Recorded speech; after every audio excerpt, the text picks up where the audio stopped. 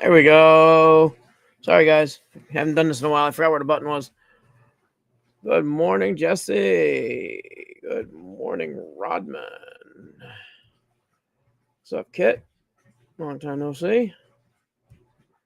Everybody can hear me okay? See me okay? We're just trying to get things started here. Um, got some cool information for you today. Not information, just proper technique, harm reduction. I was watching quite a few videos the past few weeks, just laying around because I wasn't feeling good, and what happened? Yeah, I've been watching videos of people, friends of ours, not stuff I've done myself, but tricks and tips I've learned over a couple years. I've been doing this stuff about sharps and scalpels, needles, things like that. I've seen some people doing things that they're really close to hurting themselves. And when you jab yourself in the finger with a needle with either mycelium or dirty needle or not cleaned properly, you can cause infection and actually get a lot of irritation and pain. So few tips, just tricks and things I've learned over the past that when you're having struggles with things, go back to your basics and try these things. We're going to get into that.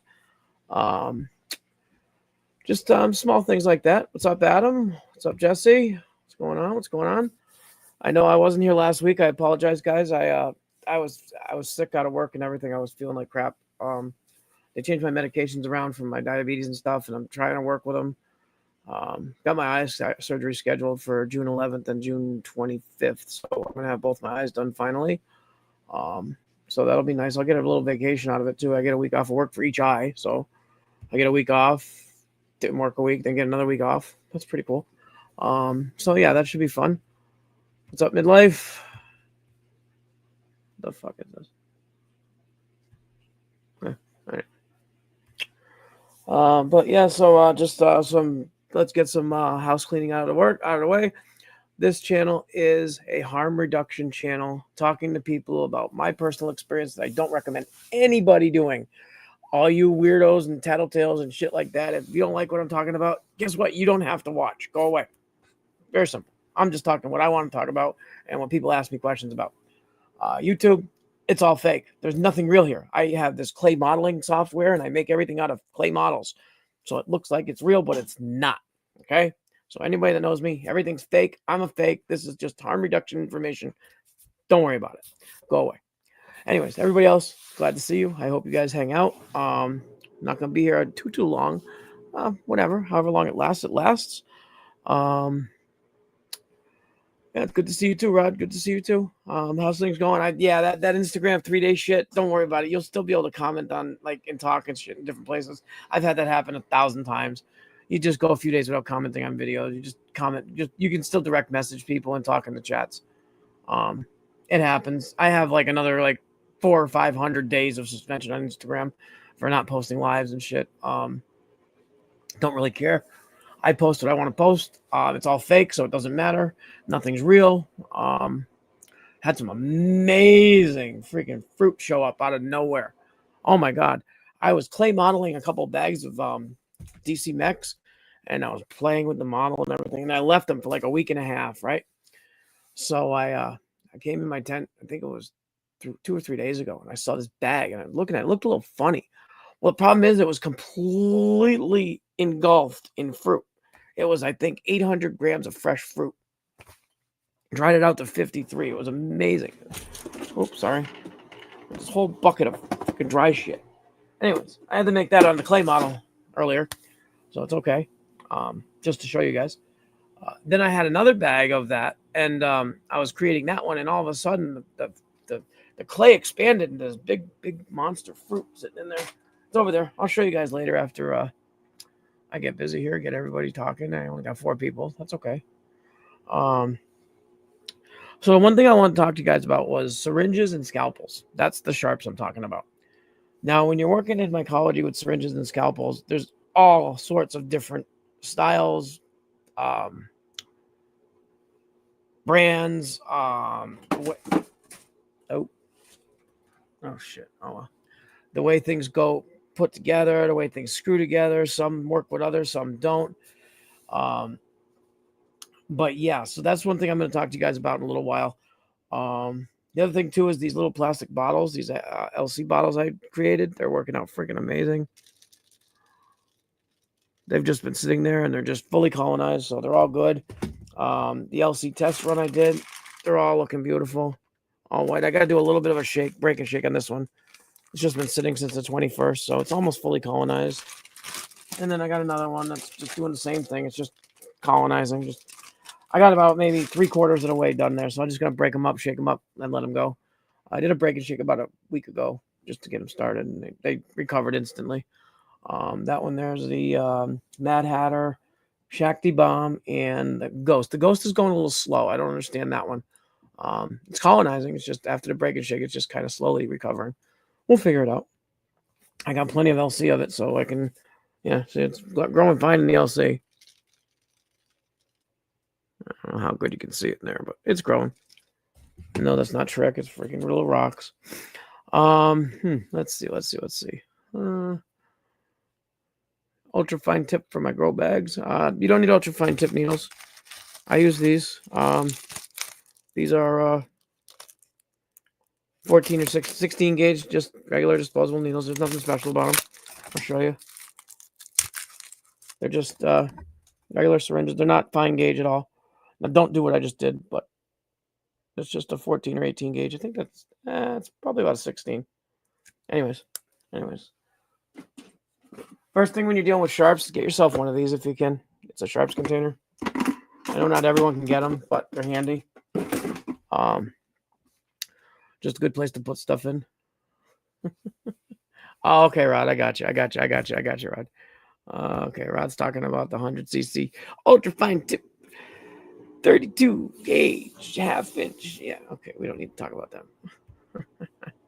But yeah, no, I have these 10cc syringes. They're just everywhere, and then scalpels and stuff. You got your scalpels. That we'll get into that in a minute. I found a jar at the bottom of my tent, just sitting there chilling. Fully colonized. I don't even know what it is. The label's gone. Label fell off. But yeah, so we'll figure that out too. But yeah, as far as sharps and safety procedures and stuff like that, the needle thing is the one that really got me, because I've watched so many people pulling the cap off the needle and almost stabbing themselves in the hand every single time. Because for some reason, when you're working in front of a flow hood, you have this instinct. Well, I have, and I've seen others do the same thing. They want to stay their hands real close. They're tight. They're tense. Everything's tense. So when you're playing with a syringe, you're basically taking it. You're trying to pull the cap off, and you're going like this. Well, when you pull the cap off, you don't want your syringe to go out of your airflow, out of your still air box, out of your sterile cone of flame, whatever frick you're doing. You got this area that you're trying to stay in. So you're putting pressure. Okay, let me get a needle together and show you real quick how not to do this shit. Take a syringe. This is not sterile. I'm just showing you guys what to do here. So you got your syringe on your needle like this, okay? Now, what I see a ton of people doing is grabbing the tip right here. They're grabbing the cover, and they're taking it and they're pulling like this, okay, with another hand. We'll get to that. So they're pulling like this, but they're also putting pressure inward at the same time. So they're basically doing this. That's the motion that I'm seeing constantly. If somebody's taking the cap off and going like that, pushing right back at their hand almost instantly. I'm exaggerating it a little bit, but it's more like that, real quick, real close, like that. And I've jabbed my finger 1,000 times. Okay, this is exactly how you fucking hurt yourself. Now, when you have a syringe with a cap on it, take your 3 fingers here, okay? Grab the syringe cap, just this part here, okay, down there. Grab it like that. Take your other 2 fingers and put it on the barrel and just slide it apart real gentle. You're just going to go like this. You're going to have your other hand here, but you're just going to push it a little bit, just so it just barely opens, okay? Just opens, okay? So, tighten your needle on, grab it, and just slide it apart. Okay, it comes apart. Your hands are sterile. You got gloves on. You don't need to pull these apart. You put it together gently and correctly, but you put your fingers around here and you just pull it off. It just comes off real gentle. Okay, you just want to just barely click open, so then you can move it around and take it off. When you're pulling and pushing, you're going to jab yourself under the nail, in the finger. You're going to get everything everywhere. This is the best way to do it. It's like a gun. You're just basically pulling that off. I don't know if you can hear that, but it's just a click, click, just pulls right off. Really simple. Hold it. You hold this for control, but this is all you're doing is with this hand here. You're just pushing it apart. push it apart. Don't do that. Okay, that's the most important thing you can learn, everyone. And then when you're done with these, new, used, whatever, you throw them away. They're not reusable. Well, they can be flame sterilized. Yeah, you can reuse them, but yeah. So just be very careful when you guys are working with your syringes. Remember, grip it with 3 fingers. Put your thumb and forefinger, support it with this, and just slip it apart. There's no reason to be pulling because you're going to have that muscle memory to stay in the airflow. Well, I know, Mark. It's a little weird, but hey, a lot of people do that. I watched video. Okay, I'm going to throw you out there, Jesse. I saw you. And I was scared for you when you were working with those syringes the other day in that video on inoculating the LC video you did, because you were taking and you came so close to jabbing yourself so many times. I was freaking out, yelling at the monitor, "No, Jesse, don't!" No, I'm not sorry, not Jesse. Justin, you're doing great videos. I'm not, but that scared the shit out of me when you were taking those caps off those syringes. Oh my god, I thought you were gonna jab yourself right in the freaking hand. But yeah, so I saw that, and then I started watching other people doing it. And everybody was doing the same thing. They were just ah. Now the other thing, scalpels. Now this is very important. Anybody in mycology, go out and buy yourself a pair of forceps. Just go to your Army Navy store, go to your pharmacy, go to your doctor, steal it out of the cabinet, get yourself a pair of forceps. Forceps are very, very important when you're working with a scalpel. You don't want to use pliers. You can flame sterilize these, but you're just basically going to take you got your scalpel. Okay, you see this little part right here? That's what comes up and slides off. So what you do is you take your little forceps, you grab it on the side. I can't see because it's dark in here. Okay, you lift it up and slide your scalpel off. See that? No fingers involved. I am not going to slice my hand open. Okay, scalpel's got nothing on it. Take that off. Put that in your sharps container. Don't just leave those laying around because they hurt when they get stuck in your foot. Now you're going to take your new scalpel blade. Okay. Now you're going to notice when you got a scalpel blade, you're going to be able to see the blade inside. So you want to get your thing ready. You want your slot facing you. You want the angle the same. Okay, good. That's how it's going to go on there. Yay. Okay, everything's going to work just fine. Okay. Now take your forceps. Grip the middle of the blade. You can see it through the packaging. Okay, grip the middle of the blade. Lock it. Okay, so it's not going anywhere. I'm going to make it a little better. Okay, so you got your scalpel blade. Okay, now this is for the people that have a hard time putting these on. Now you open it gently and you leave the plastic wrap on or whatever it is. Now you have your scalpel. You slide it in. You're not even touching it. Sorry, something was stuck on there. Okay, and then use the forceps to click it in. Oh, you gotta grab it a little further on the blade so it actually opens. Done. Brand new scalpel blade on there. No touching, no slipping into your fingers. It takes a little practice, but it's so much better than stabbing yourself or slicing your finger open. That was what I wanted to talk to you guys about as far as harm reduction. You do not want to start slicing yourself open. These scalpels are sharp. They may not be sharp for very long.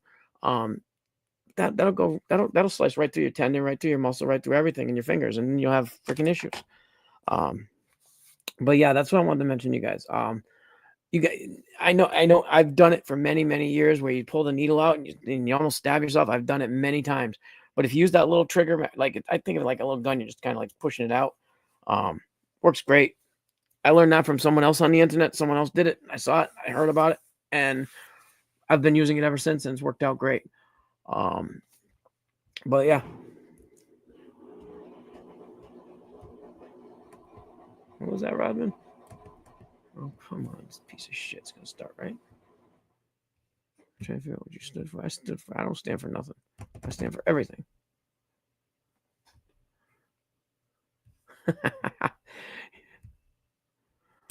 Yeah. Okay, Mark. Mark's looking for trouble there. Oh, but anyways, yeah. Just little things. Forceps are really handy, guys. I don't know if you don't have any, but they're just these little clicking things. Their doctors use them all the time. They click together. You can flame sterilize them. They're usually surgical steel or whatever. You can get them at like an Army Navy store. You can get them in your doctor's office half the time in the cabinets. When they're not in there, you go in through the cabinets looking for, micropore tape and different things you want to take with you because you're at the doctor's and they charge too much. Usually they have them in there. Have them everywhere. Yeah, so that was the kind of thing I was wanting to talk to you about. I might talk about it a little more in a little while if there's more people that show up. But yeah. Everything's been good, guys. I've been sick as a dog. I don't know what the hell was wrong with me for a couple weeks there, or about a week. I'm feeling better today. Tried a new sleeping position, just laying flat on my back and just not moving and seeing what happened. I woke up at a couple hours ago and I felt fine, so that's good. Yeah, no, I mean, I see people doing things and the information's amazing and they're doing great jobs, but they just have these little habits that just I want to help them. I want to say, hey, don't do that, don't do that. You're gonna hurt yourself. Because I've done it. I'm not saying this because I'm better than you. I'm saying this because I've done it many, many, many, many times. I've stabbed myself. I've gingered myself. I've cut myself. I've drilled through my hand about 12 times making myco lids. And it's not like I stop doing it. I do the same thing the next time I take the drill. I hold the lid and drill right into right between my fingers. Like I still got a scar right there somewhere. Yeah, there's still a little scab from the last time I drilled some myco. When I drilled these, when I made these on the 21st, I drilled right through one into my finger. I still do it, guys. I'm not saying I'm perfect. I'm just trying to give you advice that you can hopefully learn from or think of it next time if you really don't want to get hurt or you're trying not to get hurt. Um, yeah, exactly, Mark. It's these silly little things. I mean, it's like you're drilling a myco lid. Okay, you're just drilling a hole. So what do? You hold the lid against your hand. You drill into your hand. You don't realize that it's gonna pop through all of a sudden. It's gonna go right into your hand. It hurts. We're all big tough guys. We're all big tough girls. Whatever. And sorry, but it sucks to get a drill bit through your finger and then you have blood everywhere. And you got to clean up and it's ridiculous. But and like these needles, they come in these safety little packages. They're sterile inside, so you don't have to worry about sanitizing them or flame sterilizing them when you first open them. But yes, you can reuse your needles once they're on the syringes. I don't. I just buy a box of 100 of these for like $6 on Amazon, and it's a lot cheaper than trying to flame sterilize. Once you run out of propane or LP or butane or whatever gas you're using to flame sterilize, and you can't flame sterilize, so you use them anyway, you realize how much of a waste it is to flame sterilize. Just put a new needle on. Buy 200 of them when you save up $12. Don't smoke a pack of cigarettes next week. Okay, whatever. Yes, absolutely, Rodman. Wish your mom a happy Mother's Day. I sent a bunch of messages on IG to a bunch of people and all the mothers and in the group chat. Hey, Catzilla, happy Mother's Day. Happy Mother's Day, everybody. But yeah. So anyways, the let's see how long it. Where's 17 minutes in? So my clay modeling of this DC Mex thing I did. So anyways, the freaking things are huge. I mean, this is 500. This isn't small. It's beside my head. 530 grams just from one freaking blush. This is the one I wanted to show you guys though. I don't know if you're gonna be able to see in here. Look at that monster over there. Look at this thing. This thing's huge. It's like a baseball already. Anyways, this is my new clay model. It's got a bunch of fruits in there. So anyways, I'm designing it through this little hole here. What I do is I reach in with the clay and I put them in and make it look like it's a grow bag. So that's my new hobby, clay modeling. But yeah, they're looking great. I can't wait to get these. I got some of the Twisted Tree Dinosoil bags. I got 5 of the 3-pound bags ready to go. So I got, once this is fully colonized, this is going to go into that model.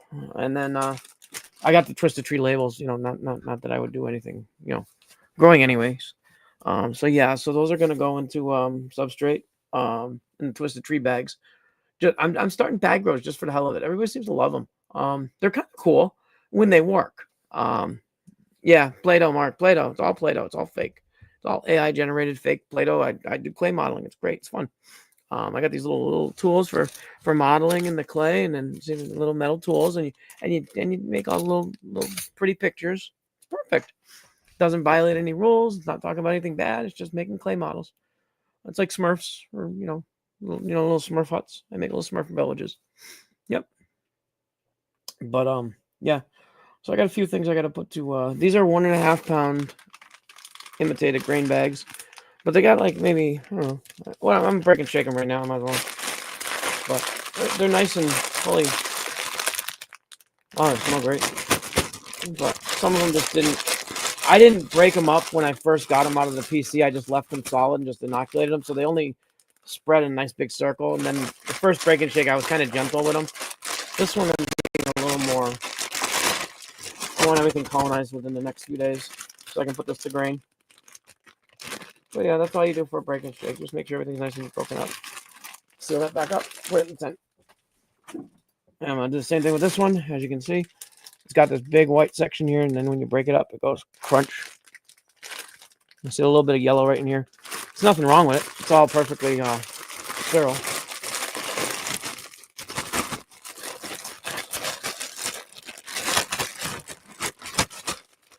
So yeah, these are 1.5 pound bags of corn. Kind of my own little amended corn recipe I did this time. I was bored.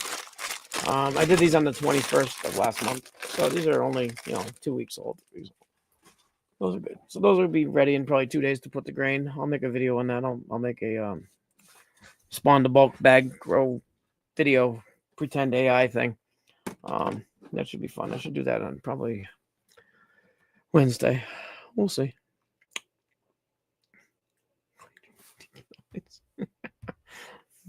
But yeah, so yeah, been real slow with my mushroom stuff lately. Just I don't need a lot right now. So I'm not really growing a lot. Rodman, that's interesting. Normally when I do a jar, I'll take a jar, I'll shoot some in, I'll shake it up, and then I'll wait till I see. Probably a lot of times I don't use LC, so I would shake it up if it had an agar chunk in there, and I'll leave an agar chunk like there's an agar chunk right here. I don't know if you can see it. It's in front of my first finger here. But anyways, what happens is when that gets out about maybe a 1/2 inch to 3/4 of an inch from that agar chunk, I'll shake it up. And then I'll just leave it, and I'll come back to it when I come back to it. But yeah, breaking shaking, I wait till at least I waited on those bags to maybe 40%, 50%. I just kind of forgot about them for a couple weeks and I did them on Wednesday. What's today? Sunday? No. Thursday. I did them Thursday. I broke them up. I came down. I got everything ready because I knew I had this coming up Sunday. So I came down. I saw them. They were growing out. Maybe a big chunk in the bag, just like like maybe a 4-inch circle, maybe more. So no, I didn't. When I did those, I just injected them. I didn't even use an injection port. I just did them open air. I sanitized the shit out of them when I did them up in my kitchen. They came out fine. Once you kind of understand how sterility works and everything, you can kind of get away with doing things like that. I don't recommend it. Do a still air box, do a air, clean and cone of flame and oven tech, whatever. Just do something to keep yourself sterile. But if you're pretty, you guys that have done it for a while, you can get away with certain things at certain times. I just wanted to inoculate 3 bags real quick, and I had brand new everything, syringes, LC, everything was brand new. I did it under an ISO soaked rag, so there was no issue. But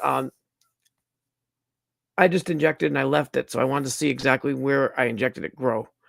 When you break it up right after injection, sometimes you got to wait longer because you're spreading everything out.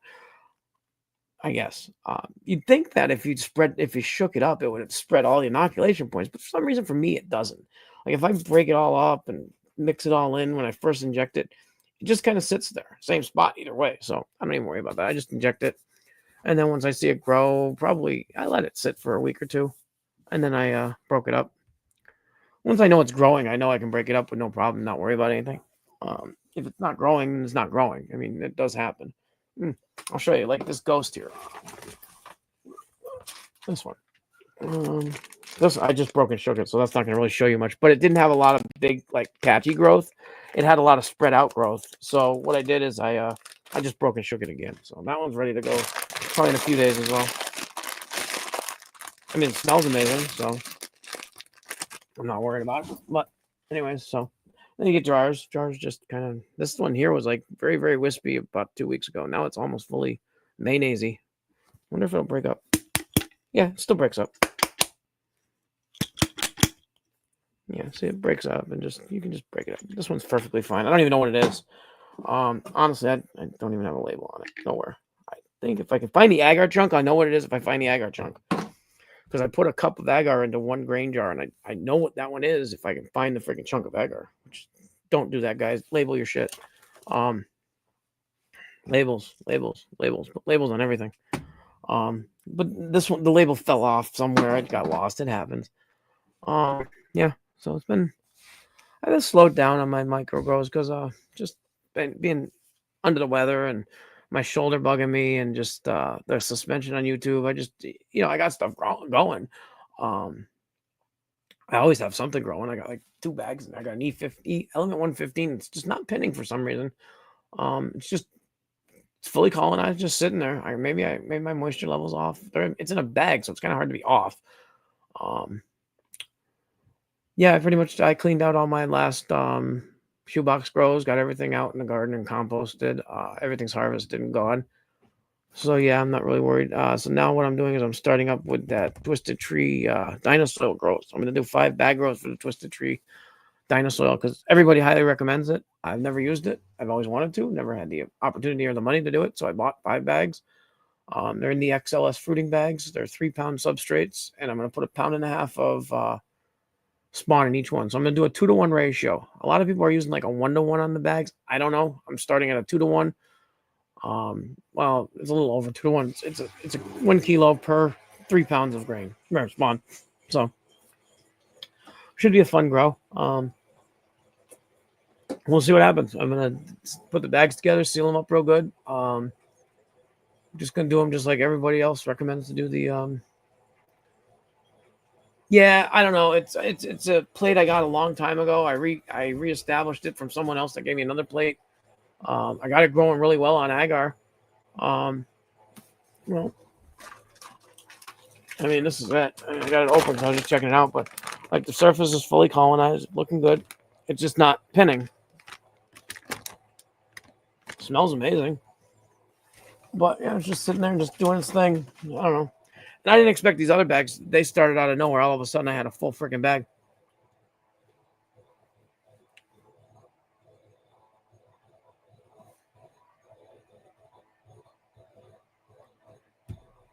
Um, they're cool. I mean, sometimes their trucks are a little loud and they're a little high up on the road. No, I'm just kidding. I don't know. I've never grown hillbilly. Um, I attempted to, I think, a couple times and just it never panned out. I mean, when I first started the first couple of years or year and a half of this, I was getting every plate of genetics and strain I could get, and I got burnt out on trying to do too much. I'm running three strain. Well, I got 2 running and 3 coming up. Um, they're more for doing like breeding projects, like putting them together after I grow them and get some spores or clones or different things like that. I want to get a couple of fruits that I have of my own that I've combined different people's genetics and stuff and combine. I just want to have 3 or 4 of my own that I grow on a regular, and if people like them, maybe I'll share them. They're cubes are cubes, hillbillies, B plus. You're going for looks. You're not really going for name. I like the way they look, the little pumpkin looking hillbillies and stuff like that looks cool. Um, but I was letting stuff go to waste, stuff that I didn't really need. I had like 12 albinos going, and they all grew looking the same. Well, why not just take one of them that I like the most, the size, and then just grow that one, mix it with something else that I like. So that's it's not slowing up. It's just maybe it's mid-season shifting between winter and summer because I had some issues this winter learning about different temperature things and stuff in this basement lab that I built this year. Oh, really? Maybe letting them go too long. A lot of the squats are getting really, really fat. Maybe the centers are going too long and they're getting a little bacterial inside. Like that big one I just saw in that bag. I mean, that one thing's freaking huge, but it's still solid as a rock. But I've been seeing a lot of pictures of things that are getting really, really dark blue, like beyond blue. When you see pictures of fruits that are getting like really black or dark blue, that could be a sign of some bacteria or rotting. Um, yeah, lemon tech, absolutely, 100% Mark. Yeah, I lemon tech everything. So what I do is I take my gram, 2, 3, 4 grams, whatever, put it in a cup. I pour in like an ounce of lemon juice. You don't need a lot of lemon juice, just like an ounce of hot lemon, warm, 180-degree lemon juice. I pour it in, then I add a little bit of warm water in there, like off the stove, like not boiling, but steeping, like 180. So I put like 3 ounces of combination of lemon and water, let it soak for 45 minutes, and then I strain out all the chunks. Works just fine.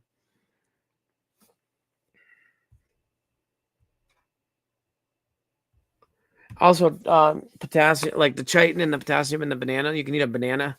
That'll help eat the chitin out of the mushrooms that you eat.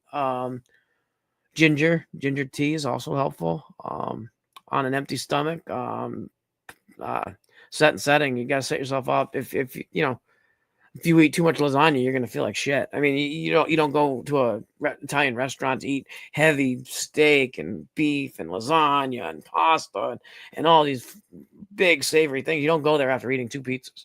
It's setting yourself up for trouble. So just yeah, just give yourself a good 4-hour fast. Drink water. Don't drink a lot of heavy, weird, bubbly shit. I know myself. I drink soda, so like if I drink a lot of soda and I take some mushrooms, I know I'm gonna have stomach issues. But it's not the mushrooms. It's just the fact that my stomach got something new in it, and I got bubbly soda in there, and I didn't take a shit that day, or it could be anything. Just prep yourself. If you're gonna take mushrooms, just prep for 4 hours. You're gonna be tripping for 4 hours, so you might as well prep for a few hours beforehand. Don't do anything too heavily active until you get used to the type of mushroom you're using. Yeah. Jesse, I tried that. I got some, I got the, white widow, or not white widow, Persian white. And I got a whole bunch. I got like half a kilo of seeds offline, different brands, different strains. And I grew them and I did them all in, like basically like mono tubs. Basically, I made little mini grow rooms for each one. And the problem is I ended up with some little tiny little freaking things. They're like that long. The buds are maybe size of maybe a half a marble. Didn't work out well. Maybe if you gotta go outside and do them, they might work out better. But I had real issues because the first stage when they first start growing, the poppies come out of the ground. They have these really wispy, really, really tiny, thin, little tiny growth. And you got to separate each one like into its own plant. So unless you're in like an acre or a hectare or whatever, freaking outside land where you can just throw 100 million seeds, it's really kind of complicated. My uncle, I saw one of my uncles grow some one time in just a flower bin. He just threw a few seeds out in a flower pot, and he got some nice big regular poppies that you see on Afghan radio or Afghan TV. But you need salt. I mean, yeah, if you grow a few poppies, maybe I don't know, half a dozen bulbs. Yeah, you could make a nice tea. It'd be refreshing. But I'm away from opioids, so. I mean, even if you harvested the latex from the bulb, I'm trying to say this carefully, and you got your paste, do you know how much you would need even just to get like a hit of opium? I mean, you need probably a dozen plants, and you need to milk them. It's a pain in the ass. I don't do that. I grow pot. I grow mushrooms. That's it. Pretend ones, not even real ones. Yeah. So. Let's see what else. If anybody has any questions, feel free to post them. I didn't come in here prepared. I came in to talk about sharp shit. We can go over that again if there's new people here, if they'd like to know what I was talking about with the sharps. There's a little trick I want to show you guys. Just when you're dealing with a syringe and a needle. Okay. I'll go over this one more time for you guys. Yeah, I know I'm wasting equipment. You get your syringe out. Do it sterile. Don't do it like this. This is just for example. Okay. Screw your needle on. Okay. Now you got your needle like this. Do not just grab this and pull, okay? There's a reason. Because, yeah, okay, if you just pulled, you'd be fine. But you'd also be pulling your needle out of your sterile area. You'd be hitting your still air box. You'd be knocking over your candle. You'd be making a mess. So basically, in your mind, you're saying, okay, stay in this little section right here. Stay in this little section. And you're going, and you go back and forth real quick. That's going to stab you in the finger one of these days because you're not going to be paying attention. And it's a pain in the ass. So what you do is you wrap your fingers around the barrel. This is the cover. Wrap around here. Put your thumb against this and just push. And it's open a little bit. And it doesn't pull the needle out, but it's loose. Okay? Push. That's it. And when you're putting it back, be careful. Put the tip in the hole. Slide it in. Put the tip in the hole. Slide it in. Get yourself a sharp container. You can get these at any detox in your local area. They'll give you one if you ask for it. Your doctor will probably give you one. You can probably go to the pharmacy and get one. Or you can just get a special bucket and just, put your needles in here when you're done with them. That way, and your syringes too, because otherwise you're going to step on a syringe or a scalpel one of these days. And when you step on an empty scalpel that tips up and goes into your foot, it's going to hurt. But yeah, and also get yourself a pair of, what the fuck are they called? Anyways, I said it earlier. I can't remember right now. Forceps. Forceps are great for taking the blades on and off of your scalpel. Okay, let me see. I can't see because it's dark. Take your scalpel, take your blade, twist it up. Let's see, grab on. It's not going to work because it's dark. And don't do that. But basically, yeah, get yourself some forceps. But it didn't go into my finger, so that actually did work because it didn't go into my finger. I didn't cut myself, and it might have slipped off, but it slipped off away from me.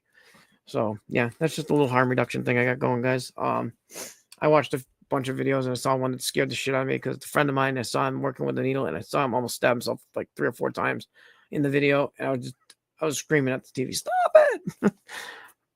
So that made me instantly say, I got to remember that trick and tell people about it because the bear, you hold it, it's like a little, just use your thumb, just push it away.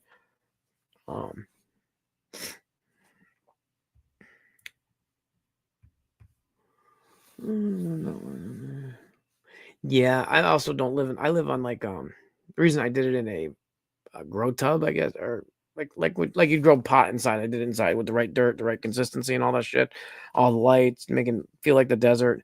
And they grew. I'm not gonna say they didn't. I had a freaking like 66 quart mono tub full of freaking little lettucey poppy plants, and like maybe a dozen of them popped up. They were so small. I mean, they were literally probably about that big at the tip, just the size of a scalpel head. But yeah, no, it wasn't worth it. Didn't get anything out of them. I ended up just throwing them all away. Um, but yeah, it was fun. I mean, it was at the time I was trying different things to grow and learn how to grow. This was probably 15 years ago. But I live in a clay soil, like clay, lakey soil area, so it's very hard to grow in the ground. So I have garden beds that I make. But yeah. Yeah, the whole idea, Rob, is I was trying to make myself a supply, and that was not even that was in the back of my mind the whole time, and it just didn't work at all. Not even close. I probably would have got maybe a quarter of a friggin' dosage out of everything I grew. And then I've tried you take poppy seeds, you crush them up, you make poppy tea to get the alkaloids out of them, but you got to get the right poppy seeds because if they've been washed, they don't have the leftover latex on them that you'd get from the plant. There's so much false information out there, guys. If you're just don't do it. It's not worth it. Like nutmeg. They say you can take nutmeg to alleviate symptoms of opioid withdrawal. You know how much nutmeg you have to freaking take? You end up making yourself sick just trying to get yourself not sick. Tried it all. Been there, done that. Had many decades of harm. That's why I'm into this harm reduction thing now. Yeah, I want you guys to do things smart and do things, there are a lot of videos and texts. And I mean, you can go on Earwid, you can go on Schumer, you can go on, there's so many different places you can go find stuff that's basically illegal and how to do it. But if you're going to try it, just look around first. Like I said in my last video, at 3 a.m. when you're looking for a video on if I took too much or if I did something wrong, that's where this stuff is going to come in handy, guys. You don't want to hurt yourself. You can hurt yourself really, really easily. Smoking banana peels, yeah, I remember that. I remember that, Rodman. I smoked a few banana peels. Oh God, that was funny. Those are days. If I knew back in the 90s what I know now, I would be in jail. Yeah, well, or dead, probably dead. Just the knowledge that you can get off the internet nowadays, it'll kill you. It really will. Even just some of the stupid shit you see people doing, like, wow, it's amazing some of these people live through this shit. Like I saw somebody do, like those, you see those.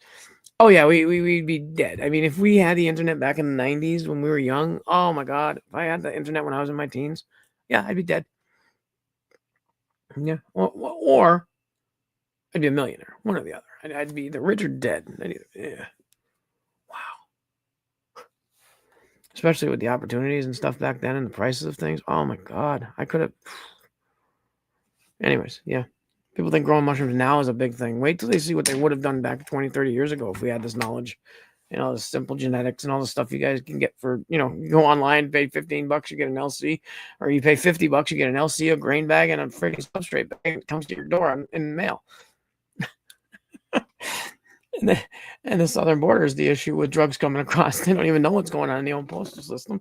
Or they do and don't care because it's not hardcore things. It's just research chemicals and information. Yeah, that's all it is. But yeah, so we're living in a weird world, guys. I mean, honestly, I could, my house could burn down right now. I could have mushrooms growing in 3 weeks and not even have to buy anything. Um, I got some spores at different locations I could get going in a second. Yeah, everybody should have a backup locker of spores and stuff that they don't keep in their same area. I got some LC and stuff set aside in case I ever needed to grow. Um, but yeah, it's interesting. I don't even know what the hell I'm talking about, guys. So, anybody do anything fun for Mother's Day? Say Happy Mother's Day to your mothers, guys. I said my Happy Mother's Day last night. My mother's passed, but yeah. So that's always fun. Yeah. What was I thinking? Yeah. Yeah, I've been thinking more and more about the trying to start a mushroom farm type thing, and I just don't have the space or to rent a space and the money to do it. I've been trying to think of different ways, maybe a trailer, maybe a shed, maybe this, maybe that. And then I look at how often you need to actually harvest and start. And I don't care that it's a full-time job. That's not even the question. The question is, how do I have the space to have the weekly harvest, the weekly starting blocks, the weekly inoculations, the weekly substrate? I need so much space. I need 400 square foot or 4,000 square foot warehouse to start, because I'm not going to go in small. I'm going to start, big. But yeah, so that was it's just I don't know, my thoughts are kind of jumbled today. No big deal. If anybody has any questions, feel free to post them. I'll try to answer.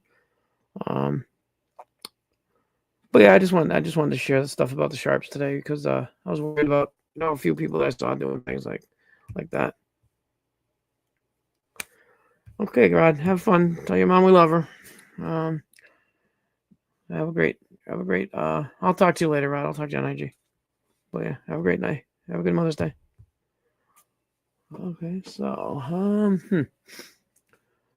Oh, we're coming close to the 500 subscriber giveaway. We're up to 459 subs.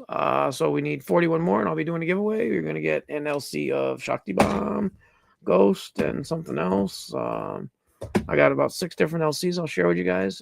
They're all from Muselium, but I expanded them, but I'm going to share them just as a gift. It's no charge, no nothing like that. But I got a bunch of stuff over here too.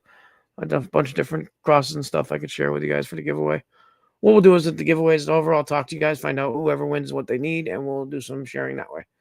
It's going to be fun. Hopefully we get to 500 soon. Trying to get to the next algorithm to share these videos to more and more people. I literally went on YouTube and typed in mushroom mycology, mushroom cultivating, growing at home. And I went through, and I'm looking, and I went through every recommended video, and I went in as a guest with no name, no IP address, nothing, just at a random terminal. I went and I looked up mushrooms, and I saw so many people making horrible videos made by people that were just so much disinformation. And I didn't see any of the common guys that we all pretty much talk around or with. Maybe we have different communities, different algorithms, but it took me almost 500 pages just to find somebody I knew. I was like, what the fuck? How come there's nobody on here I know? I mean, if you're just searching mushroom, maybe we got to work on our titles, our descriptions or something, because I don't know what YouTube sees or doesn't see. Maybe it's the amount of, I mean, I've seen people with like 20,000 views on a video that was like complete garbage. It's just garbage, not doing anything sterile, just working out, and just, it's horrible. But, maybe that, and they're only a year old, 2 years old. I'm like, where did these videos come from? Never saw them in my feed. Never saw them recommended to me. I see maybe a dozen people recommended at the most. So we got to figure this stuff out, guys. We got to either get a community better together, or we got to stop getting jealous and reporting each other's videos, because I know that's happening, and it's really, really got to stop, because who cares? If you don't like it, don't watch it. That's it. It's very simple. But yeah, so I just wanted to come on today, guys, do a quick video on sharps and stuff, and check in with y'all. Next Sunday I'll be back on. If anybody has any questions, feel free to email me. Let's get some questions up. I can do some text. I can show you guys what I'm doing. I'll have that Twisted Tree Nursery thing going by next Sunday, hopefully, as long as nothing changes. So I can maybe show you either on the live or in a separate video how I make my bags together when I do them. It's pretty simple. You just pour your grain in the bag and mix it up, and that's it. Good, Mike. Thanks for showing up. Nice to see you. Things are good. I was sick for a little while, so I wasn't I didn't do it last week. I was gonna, but I changed my mind. I should. No, I'm not gonna lie. I didn't change my mind. I didn't wake up on time. I was that sick. I had to work, and I was filling in for somebody, and I was sick on Saturday night. I came home sick from work, and I had promised I would work on Sunday for the girl that worked for me the last time I was sick. And I woke up. I was gonna come on here at 11, and I woke up at like 12:30, and I was like, oh wow. I went to work. I made it through work. Then I slept all day Monday. Made it through this week of work, Tuesday, Wednesday, Thursday, and I feel better today. So my shoulder was hurting most of the night, but that's okay. It's been rainy and weird here, so it happens. But and it's weird. My new thing is I deal with 8 hours of pain while I sleep to deal with 16 or 8 to 16 hours of being able to function during the day. And it's the wackiest thing. Like literally, I'm up every hour with either cramping or numbness or pain or something in my legs and my feet. And it's like every hour I'm up trying to stretch them, trying to get them out of pain, putting on this rub I have for them, go in the shower. So this is like an 8 time a night thing. I do this every hour on the hour. But so my new theory is I suffer for 8 hours throughout the night so I can function during the day. That's the wackiest fucking shit. Oh, Sash.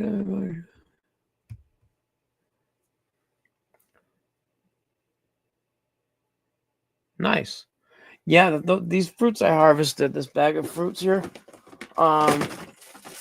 some of these are freaking monsters. I mean, these things are huge. I mean, they're huge. They're not.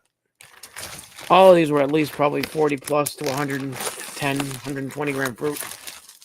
This one in here, I might get in trouble for showing this again. This one in here,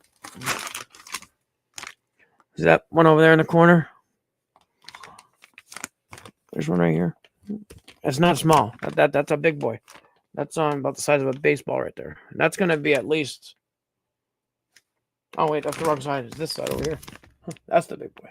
A couple big boys in there. Now, what happened with the last bag of these? When I was designing the bag and putting the clay in there and making them pretty, I let it go for a week without paying attention. All of a sudden, it was completely full. Hey, Daniel, good to see you.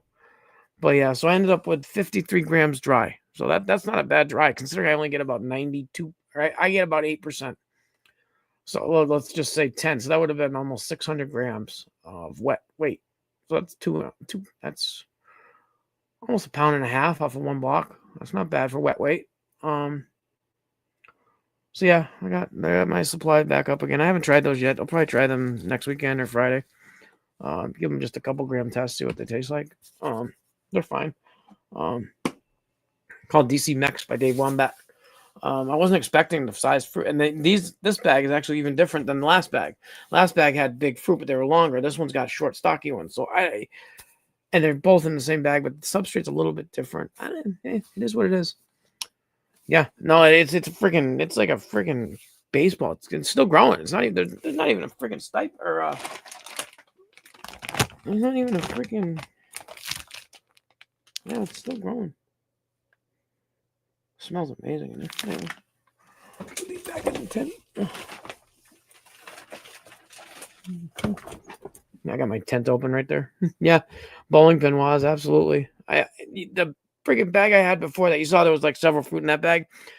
When I looked in there, the bag was literally like completely, it was just exploding. I never had a bag grow that. Well, I never did an XLS bag like that size. So being the larger bag and probably about 5 pounds of substrate and spawn, it's pretty cool. Yeah, I didn't clean the edge. I'm horrible at cleaning the sides of my bag. I don't care. When I compact the cake, I just I don't clean the sides. I have the bag sealed. I seal it right after I put the spawn in, and then I mix it up really, really well and just compress it. I'm going to clean my next bags so I can see through the sides. No, that's not normal, Mask. I'm sorry. No, that's absolutely not normal. That was just me being a slob. Yeah, sometimes I get lazy and I don't feel like cleaning the edges. But yeah, it's just core. It's just cocoa core. That's all. I just didn't clean it that well when I did it. I just got what I do is I fold the bag over itself and compress it into the block. And then it's already sealed, so I don't reopen it unless I have to. And then once it's ready for fruiting conditions, I just slice a hole to let the air flow through, because those have the 0.2 micron filters, which are no good for airflow for growing. So I just once they're fully colonized, I just slice a hole under the filter patch. I do as I say, not as I do. I give advice because I've done things wrong too many times. That I know what's wrong, and if you're just doing it for fun, it doesn't really matter if there's a little cocoa core on the side. I mean, I wasn't worried at all about contamination. That's just the way it's gonna okay, a little bit of cocoa cores on the bag. Yeah. Oh well. Like, I say label your jars, and then I find a jar that I forgot to label, or the label fell off or wiped off. I mean, it happens. Yeah, I'm human. Oh, the dry fruit mast? Is that what you're talking about? The dry fruit? I didn't clean the core off yet. I just got them off the dehydrator a little while ago. Um, so yeah, there should be core on the. Here, let me show you. It doesn't.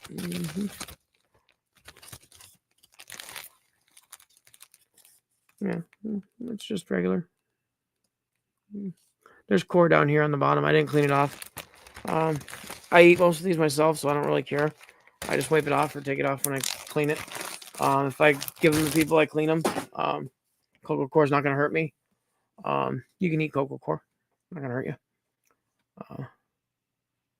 Yeah, no, that's just core. Yeah, what I did is it was ready. I couldn't wait any longer, so I actually literally I cut the bag off the top, and then I went to grab it, and the whole freaking thing just came off, and I just put the whole thing in my dehydrator. There was no like major core, just like the remnants.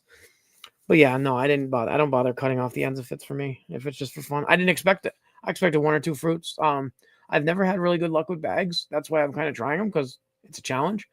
And I'm having better luck now with the bigger bags. Like I used to do a lot of little small bag, like the 4T bags and stuff, and grow little fruits and then little trays and little. I like little grows, but I was trying to get up a little bit of a supply of fruit available.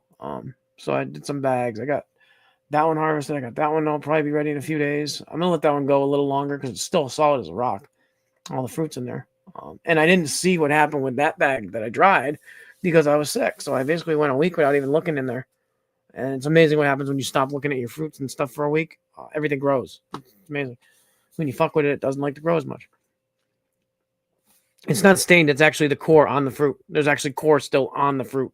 Like when I packed it down, it just some grew up a little bit from the sides, or some got fruit on it. Core, it's just on the fruit. It's not stained. It's actually core. The fruits are brown caps, so they're gonna have a little bit of coloration. They're not albino, but yeah. Oh, I'm sorry. I'm sorry, Master, if I'm not answering that right. But no, the fruits are fine. They're just maybe a little. I dehydrated them I put them in the dehydrator for like 2 days, at like 140 degrees. I just left them there. There was a big pile of mushrooms, and they dried out perfect. So yeah, I'm gonna go upstairs and put them in some silica gel packs and stuff in them. But yeah. Yeah, married. I got a few things to do, but yeah, we'll see what happens. I compact it pretty hard, Mike. I'm gonna actually compact them even harder this next couple grows. Um, yeah, I want them compacted pretty good. I mean, I give them a good, probably I don't know, 40 pounds of pressure. I pack them down pretty good. In bags. Now, what I do is I fold the bag over on itself so it's flat, and then I just push the whole thing. It's hard to describe. You basically just fold the bag over and push down. I don't reach in my bags. Once I pour the spawn into a bag, like I take a bag of core, I pour the spawn in, and I close it, seal it, tape it, whatever I'm going to do to the top of the bag. That's it. It's done. I'm not shoving anything in there. That's why my bags are a little more dirty, but they're also sterile inside. So sanitized. There's sterile as possible. I don't like reaching my hands inside bags because then you get skin cells. You can get all kind of weird shit inside the bag. Some people do it with no problem, fine by them. I don't. I basically mix the shit out of it out from the outside, just mix everything together, and then I pack it down and tap it and pack it down. I don't reach in my bags after I put the spawn in. That's just me. Some people do. With shoe boxes, I try to shake the shoe box. I try not to reach in too much. But it's compacted pretty good. I mean, it's not like I'm standing on it, but it's probably 10 to 20 pounds of pressure on it. I'm trying to think. Yeah, probably 10 to 20 pounds of, decent force on it. If you want to know what that is, go to your scale and push down until you feel 20.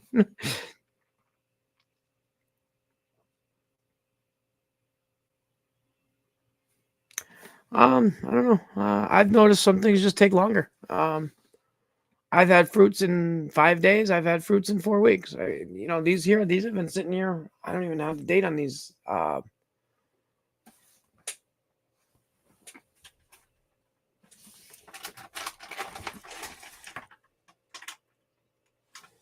I made this bag on 4/12, and it's 5/12, right? So it's been a month, and it's just starting to get some fruit. So no rush. They come when they come. If you're in a hurry, do something different, because this is not the thing for hurrying. So that's been a month. So that's been 30 days, and there was no fruit, no nothing. So at 20 days, there was nothing in that bag last week, a week and a half, 2 weeks ago. There was nothing in there. That's brand new. Like 3 days ago, I saw that for the first time. So maybe 27 days. Don't worry. Just if it's fully colonized, it could be an airflow thing. You might need to slice your bag a little bit just to get some more air in there to get some evaporation happening. The evaporation will pin triggering. If it's not dried out, then you're good. Just give it a little time. If a couple months goes by and nothing happens, maybe you just do a different one. I know I see a lot of people diving in doing 10, 20, 30 tubs at a time. It's like, do one or two, learn what you're doing, guys. Just do, even if you're doing little things, little like grow platters, even just little 4T bags. I did, if you go through my Instagram or my videos, I did tons of these little bags. This size as my grow bag. That was how big my grow bag was. This is just my hand. It's not that big. It's a 4T size bag. It's like 5 inches by 4 inches or something. So I did this with like, a half pint and some substrate, and I did many, many grows like that to see how things worked. But yeah. Hey, what's up, Ace? Nice to see you. Yeah, give it some more time. It's still early. I mean, 20 days is not that much time. So some of these things take a month, 2 months. As long as it colonizes. I mean, if you put your grain into core and nothing happens and doesn't start getting white colonized and stuff like that, then you might have a problem. But take a smell. If it smells good and everything's good, just wait. If it doesn't fruit, maybe you got some genetics that just didn't work out well. It does happen. Like these genetics I just got for all these different little grows. I know they're good. I know the sources. I know the people. I've seen the grows. Yeah, so you just gotta go for it. Like this here. This here's been sitting probably a month and a half, and it's just, I just shook it a little bit, but fully colonized, ready to go. It probably smells amazing. Mm-hmm. Oh yeah, that's ready. So I'll put that in some substrate later. But yeah, just give it some time, Mike. You'll get through it. It'll grow. If it doesn't, start another one. It's a great thing about this hobby. We can always do more. But yeah.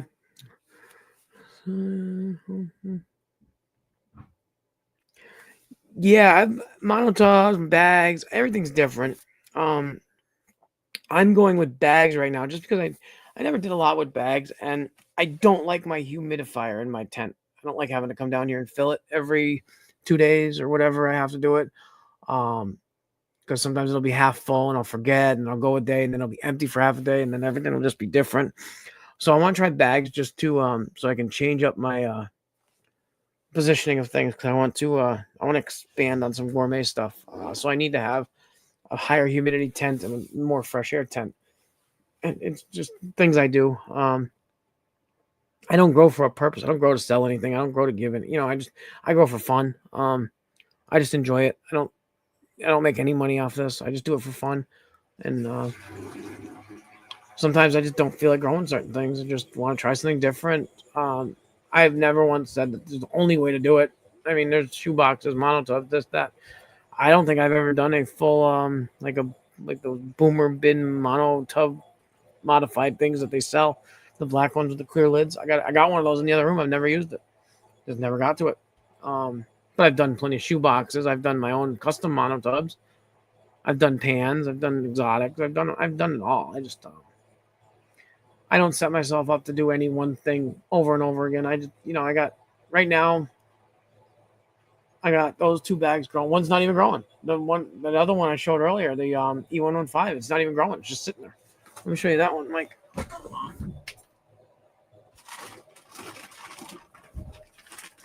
This one, I just opened this today. I did this one on. Okay, here's the thing. 328. This one was done on 328, and there's not a pin to be found. So this one's coming up on a month and a half. Smells amazing, looks amazing. I opened the top up today just to give it some more fresh air. Hopefully it'll pin. So now I'm just gonna put it back in here. Yeah, because sometimes the fresh air exchange can adjust how it pins. Yeah, I understand, Mary. Those I just had them sealed. I just opened them today, so they were probably CO2 saturated and probably stalled. But yeah, so I got those ready to go, and then other ones the other one's got fruits going. But yeah, that's why I opened the top. I opened it, flipped it over, let all the CO2 kind of drain out, and it'll be fine. If it pins, it pins. It wasn't a big deal. But like I said, it's been there since 328, so that's what 3-4. That's a month and 2 weeks, so 5 weeks. So yeah, but it'll work out fine. I understand. Yep. Squeeze the sides if it's falling. Yep. But yeah, so that's what I'm doing with that. So I got the twisted tree bags. Yeah, just let them go. Unless they turn green, don't throw them away. Unless they smell like rotten fish or something, then get rid of them. But if they smell like good mycelium, and as long as there's humidity in the bag, if it gets a little dry in the bag, you can spray the sides of the bag, close it up for a day or two. Just let the moisture sink back in. If the cake looks dry, maybe add a little moisture. You can just do that with a healthy spritzing until there's fruiting bodies. You don't want to spritz fruiting bodies. But yeah, those are still perfectly hydrated blocks, so I'm not even worried about them. But yeah, just let them go. They'll be fine. If they don't fruit, they don't fruit. If you're that worried about a bag stalling or not working, you're going to throw it away now to get rid of it. What's the difference if you sit in the corner for a week or two or a month? As long as it's not sending out contamination or anything, just let it sit there. Not going to hurt nothing. Even Rodman, he had a bunch of bags that he was worried about at first because they weren't doing anything, and he just let them, and all of a sudden he had all kinds of nice things fruiting. It just happens. If you want to get technical, you could probably you could take a fork and you could poke it into the surface and something like that, just to make a sterile fork. Poke it into the surface, or you can take like a syringe with sterile water and just put some holes in the top, like a grid pattern. Sometimes that helps. I've heard many videos say to try that. If you get overlay, some people say leave it. Some people say scrape it. If you got 2 or 3 bags, test on one of them. See what happens. There's no right or wrong answer. There's just growing. It's not. If you get contamination, it's done. Pretty much. You could probably get a couple fruits out of certain contaminated blocks. I've had blocks that are half green, half fruit. It does happen. But you don't want it next to all your good stuff, all your stuff you're trying to grow and stuff that's just starting out. It's like this tent here, I keep anything contaminated, not even close to this freaking thing. This is my sterile tent. Nothing goes in here that's not clean. Yeah. I touch them a lot during Sundays, but after I'm done here, I clean everything off and everything. But that's just more normal procedure. But they're all colonized in there, so there's nothing really. My flow hood's not running right now. I'm not in front of the flow hood. I got to make agar plates. I forgot about that. Yeah, I'll make agar this week. Maybe tomorrow.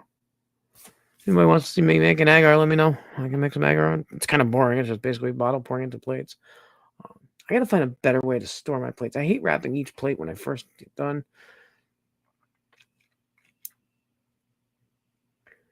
Yeah, it's always completely up to nature when they want a fruit.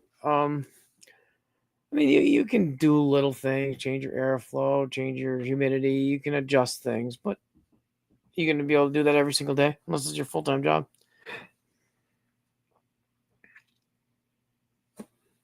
Yeah, absolutely, Daniel. I agree. Yeah, just be patient. Think about if you just started a year ago, think about what you were doing a year ago. If it worked, the thing with mushrooms, it seems like everybody has great success their first couple months. I know that sounds weird, but it seems like the mushrooms say, okay, here you go. Everybody wins. Everybody gets their free fruit. Everybody enjoys it. Everybody gets addicted. And then it says, okay, hi, I'm Trike. Hi, I'm lipstick mold. Hi, all the bad guys come in and want to play. But yeah. But if you're patient and do things properly and take your time, the only time I've really gotten into trouble hurting myself or contamination is when I just didn't care and just started going crazy and just like, oh, my hands are kind of clean. I got one glove on. I can mix it into substance. You just got to be careful.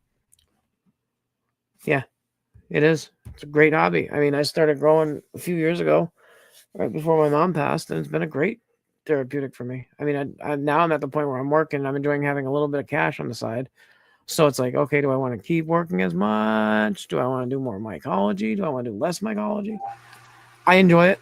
This is the stuff I enjoy. I enjoy interacting with you guys. I haven't been on much the past couple months just because of just situational stuff. Nothing wrong. Just been busy. Just trying to get along, do things. I got my eyes scheduled for surgery. I think I mentioned this earlier. June 11th, they're doing the left eye. And then I have a week off of work from June 11th to the 18th. Then I wait a week, and then I go in on June 25th to do the right eye. So I'll finally be able to see again. That might be helpful. And I also told my boss I'm going down to just doing 3 days a week. I don't want to do this 4 or 5 days a week shit. Um, I'm not in that much desperate need for money. I'll just do 3 days a week, and that was what I originally wanted. I just wanted a part-time job, just something to help out with the extras I want to do, the fun stuff, hobby stuff, mushroom stuff, and the other stuff I do. I'm still full force into all the other extracts and all that stuff. I just don't want to talk about it too much right now because it seems like that gets me in a little bit of issue with YouTube, but we'll see. I'm still working on trying to figure out how to get a disclaimer printed on the screen. Not like the one that you see here, guys, but a normal one. Like I just did this little stupid one earlier. But I want one like a lot of the other guys have on their videos where it just prints out the screen and reads it out loud in some cartoon voice or something. I got to figure out how to incorporate that into StreamYard, or even if I have to get off StreamYard, I don't really care. Maybe go on OBS or something, but I don't have the knowledge for all that stuff. I see people doing it, but don't understand it. I thought of a cool idea what somebody should do. Now, we have a lot of brilliant people out there because the new technologies and the kids nowadays, we got to find someone that knows how to make an app. Now, this is for the mushroom community in general. Now, we have a mushroom growers app where you just go on and you go look at pictures and post pictures and stuff. Shouldn't be that hard for somebody that writes apps. Basically, you just have an app, you download it, and you do whatever you want on the app. I don't know. Or a forum. I mean, we have old forums like Shoomery or Arrowhead or YouTube. We have a lot of weird places to go, but it seems like a lot of old information that people don't want to sort through or false information. It is what it is. It's all good. Yep. So, anyways, guys, I'm gonna let you go for today. I'm glad you guys showed up. Thank you for coming. I'll be here next Sunday, most likely. 99% sure. I want you guys to have a great Mother's Day. Oh, mass mofo. Okay, I know what you're talking about. When that happens, a lot of times when you're sometimes they get an extra amount of moisture or hydration sucks in the stain from the core into this type. Yeah, that can be pretty nasty sometimes. Yeah, I've seen that happen when I've hydrated stuff, like sprayed it and stuff. All of a sudden, the inside will get this like brown color, liquidy wetness. Yeah, I've seen that. I don't. Yeah, it sucks in. It can be sucking in bacteria. It can be sucking in stuff from the core. Absolutely. Yep.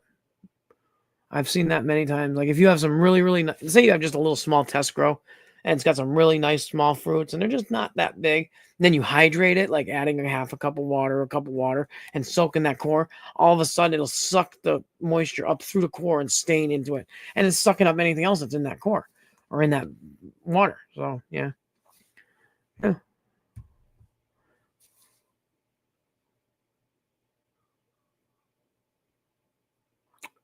I understand, Daniel. I got my mother's passing coming up on July 23rd, the anniversary of 2nd year. But I got Buddy's birthday on the 18th, so that's before then. But yeah. Hey guys, I'm gonna take off. You guys have a great, wonderful day. Happy Mother's Day to all the mothers out there. If you guys have a mother alive, go tell her hi. Go tell her you love her. Do whatever you got to do. because when she's gone, she's gone. Much love, guys. Peace out.